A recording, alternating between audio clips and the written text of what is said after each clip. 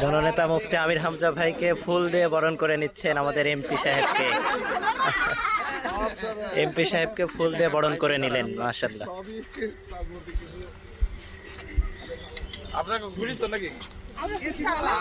সবাই খুশি থাকলে আলহামদুলিল্লাহ। খুশি না আপনি?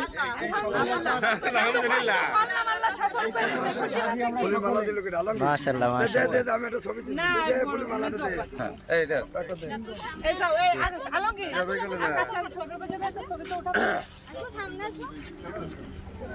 ফুল দিয়ে বরণ করে নিলেন আমাদের এমপি সাহেবকে।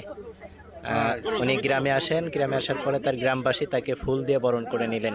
মাশাআল্লাহ, সবাই দোয়া করবেন এমপি সাহেবের জন্য।